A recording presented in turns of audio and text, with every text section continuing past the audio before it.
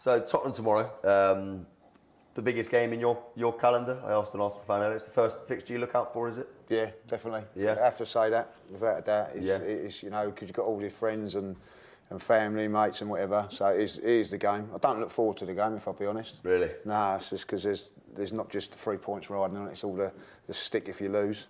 And, you know, obviously, you know, hopefully we'll be gloating tomorrow. But, you know, you just never know what's going to happen in those games as well. They're great games to be involved in, whether you're a player or supporter as well.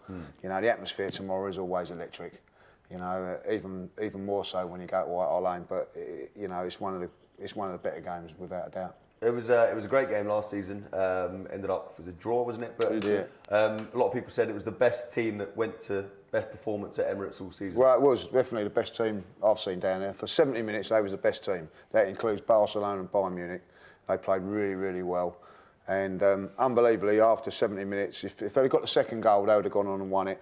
Unbelievably, we could have gone, once we equalised, we could have gone on and won the game. Gibbs could have scored the other one, yeah. Giroud had a couple of good chances, but yeah, so they, you know, they're definitely not to be taken lightly. Yeah, just quickly as well, we'll come back to it, but we've had a tweet in about Manchester United, even though they're not even on the sofa, and I think they're still getting some abuse. I haven't seen it myself. Zlatan said, "Time to let the world know my next destination is Man United," and somebody's replied saying, "Great, when are you arriving then, pal?" That's very, very good. Very, very good. Very, very good. I enjoyed that. Back to Tottenham and Arsenal. So Arsenal, I mean, after the first game of the season, with a transfer window where fans are getting frustrated, probably the most negative I've ever known Arsenal fans going into a season, and that Liverpool game really confounded your worst fears. Don't be too smug. Unbeaten in 50. Exactly, yeah. Unbeaten in 50. And I mean, can you believe how well it's going? I mean, looking into the season that, as you say, we went in so poorly without the transfers ready. But as soon as we brought Mustafi in, him and Koscielny at the back has been something we've missed, that partnership of quality. I mean, Mertezaka's okay, and he does a good job. His spatial awareness is good, but at the end of the day, he's very slow. And then when we had Vermaelen had tendencies to be out of position quite often. He liked going forward, score goals, which often left us vulnerable. But the turnaround this season from when we started so poorly is fantastic, and I think it goes down to the depth that we've got, the fact that we've stumbled upon this Alexis deal, and the player for me that's done it is Theo Walcott. He's actually stepped up for once. I think the reason why Alexis plays so well on his own up top is because that Theo Walcott now has a more footballing brain to know that when Alexis vacates that space, he then goes into it and they move around, like the goal against Chelsea. Yeah, I think Walcott sometimes had it in his head that he couldn't score goals from the right wing. Exactly. Which is where Messi does all right from out there, doesn't he? Just quickly, before we get to pro-Arsenal, we're going to balance out. We have Harry, our Spurs fan, on Skype. Hello, Harry. Hello. How are you doing, mate? You all right? You've probably been listening to the chat here. Arsenal unbeaten in 15. Spurs haven't won in 6. It's not a great time to play them, really, is it? No. I mean, after what happened on Wednesday, we don't look good at all, to be honest. And we really, really, really, really have to step up and perform tomorrow. It's a massive game. You guys will know from the time that Arsenal were there as well. I want to touch on the midweek game, the loss to Leverkusen. This Wembley effect, can you put your finger on what it is that causes that? Well, better teams, they're playing against better teams. For me, I don't think it's the Wembley effect. I think it's more the fact that when we play in Europe, we don't seem to play the same way, like the high press and everything. It doesn't seem the same at all. That's strange, isn't it? I mean, there's no. I think it does. There is a little bit because it's not your home. I do believe that. Yeah, you know? a little it's bit, not your maybe, home. but... You know, and Spurs are experiencing a little bit of what they're going to experience with their new stadium, and they're getting a lot of tourists going there as well. So the atmosphere is not quite the same as what it would be at White Hart Lane. It's not as hostile. I think you know that it does help. It does take you a little bit of time to get used to a ground. It took us a few years to get used to the Emirates. And I think, you know, going there and then, you know, next week they're playing at White Hart Lane, and I think it does have a little bit of an effect. Yeah, I mean, a good friend of mine who's a Spurs fan was saying that he would have rather just play at White Hart Lane in front of 30,000. Do you agree? Yeah, I would agree with that. Yeah. I personally, I don't like Wembley as a stadium, as in I find you can't generate the same amount of atmosphere as, say, if you were sit, you know, the old White Hart Lane or somewhere else. It's not the same. You know, obviously it's not our home, I think they designed it for Taylor Swift concerts, not football matches. Sadly, I think that's the problem there. You seem a bit down, Harry, and I think a lot of Spurs fans at the minute, after the high of last season and how well they played last season, are a bit down at the minute because you haven't won in 6 and football goes like this. You know, next month you might be in a great mood. But, I mean, is it a sign of how far Spurs have come that you're undefeated in the league and you're third in your group of the Champions League? I mean, it's not bad for Spurs, is it? Well, I think it's the fact that a lot of us fans, you know, we spent so much time trying to get back into the Champions League, and now, you know, we don't. It's not like, you know, we're not winning games, and we're not. It doesn't look like we're competing a lot in the Champions League now. You know, spent so long to get there, and it's just not happening. Yeah, you don't. And I think tomorrow's game is massive because we haven't won in 6, like you said, and the players have to perform. There's no excuse. Harry Kane, there's rumours that, well, we expect he will be fit. It's just a question of whether he starts or he's on the bench. You guys reckon he will start? Yeah, I do. Yeah. Yeah? What do you think? I mean, we said here it might be a sign of desperation if he does start. It's not very... Pochettino didn't make it very clear whether he was fit or not. He said he might start. But a lot of times he's rushed players back. I don't know if you've seen, like, Dembele. They rushed him back and then he's just got knock after knock. So I don't know whether they're going to put him straight away or not. And also, Sissoko doubtful, which is great news, isn't it? Yeah, he's actually suspended. Suspended. Suspended. Yeah, I'm actually quite happy about that. I mean, he was shocking in the week against Leverkusen.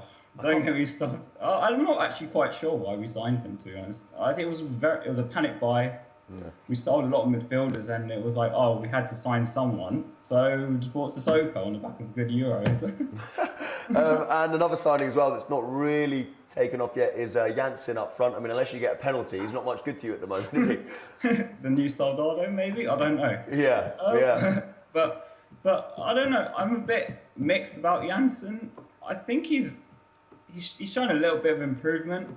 I think I would start him tomorrow if Kane isn't fully ready, and then if things go wrong, I'd throw on Kane in the second half and go 4-4-2, classical 4-4-2, and try and recreate the 3-2 back in 2011, something like that. Yeah, you need a David Bentley wonder goal there, don't you, as well? Just a quick one, a prediction. Yeah, exactly. A prediction, stick your neck out, what do you think the score is going to be tomorrow? I'm not too confident at all, but I'd take a 1-1 tomorrow, or a 2-2, something like that. Even I would be a long shot for us to win. Arsenal look good this year. If they can keep this up all season, I don't know. They could even win it. And then I'll really go hiding. Well, you heard it here first. A Spurs fan admitting Arsenal could win the league. Harry, mate, thank you very much for Skyping us. And thank you for being honest as well. Thank you, mate. Cheers. Have a good weekend. Enjoy the game tomorrow. Try and enjoy the game tomorrow. I'll try. Yeah, exactly. Yeah. Cheers, Harry. Thank you very much. Would you rather get a Spurs tattoo on your neck or lose every single North London derby for the next 10 years?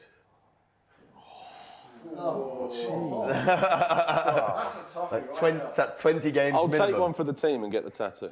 You take one for the team and get the neck tattoo? Yeah, so I can't have us losing. I can't. Roberto Firmino-esque. I think I'd emigrate to Australia. Yeah, you can just have the whole logo. You got the whole logo on your head, Lee. No, I'd emigrate to Australia and let them win 20 times. I think I couldn't have a tattoo. A chicken on me? No, I couldn't have. I like that. I like those would you rathers. I enjoyed that. I didn't enjoy that one. No, you didn't like that one. No. Well, I had a great time, if that's any consolation. Unbeaten in 15, not 1 in 6 Spurs. It's set up for Spurs to go and win it. That's how derbies work, isn't it? Does the form go completely out the window? Nah, not really. You know, it hasn't over the years. If I be honest, you know, we've had the upper hand, haven't we? Really, because we've been the better side. That's no disrespect, but I keep saying against Spurs, it is disrespect. You know, I don't think, you know, I think form does. You know, they're not. I'd rather be playing Spurs on the run that they're in than what they were a month ago. You know, I'd rather be playing them now than what, say, like when they just beat Man City the following week. You know, I think that goes without saying. So, you know, it's a good time to take them on. And if we're going to be challenging for the title. Look, bring it on. Let's see what we can do. That's how I think you've got to be. You got to beat the team. You've got to beat them. Exactly right. Yeah. We touched on it earlier, but that goal in the middle of the week by Mesut Ozil, what a goal that was. Yeah, it wasn't bad, was it? No, it's just a technical ability to. And I think it was probably the only player in English football, certainly, that would finish the goal that way, if that makes sense. Yeah, to think like that and to produce it. But it's because when I was on here last week with one of my other mates, Ola, and we were asked the question, why isn't Ozil on the Ballon d'Or list? And I said, I can see why, because he's not scoring enough goals and he's not getting noticed that way. He's not that type of player. But now he is scoring goals. You could consider him up there with the very best. And the fact that he's adding goals to his game, I think he's now scored 8 or something like that, and it's equalled the amount he scored more than he's ever scored before already. So I love watching Mesut Ozil. He's one of my favourite. I think him and De Bruyne and Coutinho, those three are my favourite to watch in the league at the moment. I think with Ozil, it gets a little bit of a rough deal because of like his demeanour. Do you know what I mean? Like the swagger of him, and people don't like that. But when he does things like that, you can forgive him, can't you? It was an absolute wonder goal, and he has got that in his locker. You can see that. It's not just going to be a one-off of him. I think he got a wonder goal the month before. So I think he does get a little bit of a rough press, but I think he's one of the best players in the Premier League now, and we're lucky to have him. It's I've never seen a player as well who the pass they play is not the one you're expecting at all. I've never seen a player like that. Someone who'll go bombing, overlapping, and he'll shape to go that way. And then he spotted some bloke making it. I go, hang on. I mean, those eyes obviously work for him, those chameleon eyes of his. He obviously uses them, doesn't he?